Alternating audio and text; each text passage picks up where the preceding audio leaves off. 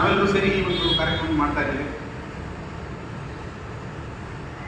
ಸರ್ವಜ್ಞ 16ನೇ ಶತಮಾನದಾಗಿದ್ದರೂ ಕೂಡ ಆಗಲೇ ಒಂದು ವಚನ ಹೇಳಿದರು, ಗುರುಗಳಿಗೆ ಹಿರಿಯರಿಗೆ ಶಿರಬಾಗಿ ಎರಗಿದರೆ ಕರಸುರರು ಒಲಿದವರು ಶ್ರೀ ಸುರಿಯೇ ಕೈಲಾಸ ಕರತಲ ಮಲಗಿ ಸರ್ವಜ್ಞ ಅಂತ.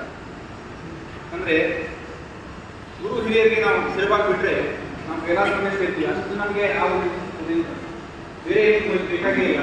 ಆ ಒಂದು ಇದರಲ್ಲಿ ಸರ್ವಜ್ಞ ಆವಾಗಲೇ ಹೇಳಿದ್ದಾರೆ. ಅಂದರೆ ಮನುಷ್ಯ ಬಡತನ ಹಾಗೂ ಶ್ರೀಮಂತಿಕೆ ಬಂದಾಗ ಹೇಗೆ ವರ್ತಿಸಬೇಕು, ಗುರು ಹಿರಿಯರು ತಾಯಿ ತಂದೆಯರನ್ನು ಗೌರವಿಸುವುದು, ಮಾನವೀಯ ಸಂಬಂಧಗಳನ್ನು ಕಾಪಾಡಿಕೊಳ್ಳುವುದು, ಸ್ನೇಹ ಸಹವಾಸಗಳಿಂದ ಬದುಕಿನಲ್ಲಾಗುವ ಪರಿಣಾಮ ಮುಂತಾದವುಗಳ ಬಗ್ಗೆ ತಮ್ಮ ವಚನಗಳಲ್ಲಿ ವಿಮರ್ಶಾತ್ಮಕವಾಗಿ ಸರ್ವಜ್ಞ ತಿಳಿಸಿಕೊಟ್ಟಿದೆ. ಆ ಒಂದು ನಿಟ್ಟಿನಲ್ಲಿ ಈಗ ನಮ್ಮ ಸಮಾಜವು ಸಾಗ್ತಾ ಇದೆ. ಆದರೆ ಇಂದಿನ ಒಂದು ಏನು ಯಾವ ರೀತಿಯಾದ ಒಂದು ಅವಿಭಕ್ತ ಕುಟುಂಬದ ಒಂದು ಇದಿತ್ತು, ಆ ಒಂದು ಪರಂಪರೆ ಎಲ್ಲೋ ಕಡಿಮೆ ಆಗ್ತಾ ಇದೆಯೇನೋ ಅನ್ನೋ ಒಂದು ಮಾಹೋಲ್ ಈಗ ಇದೆ.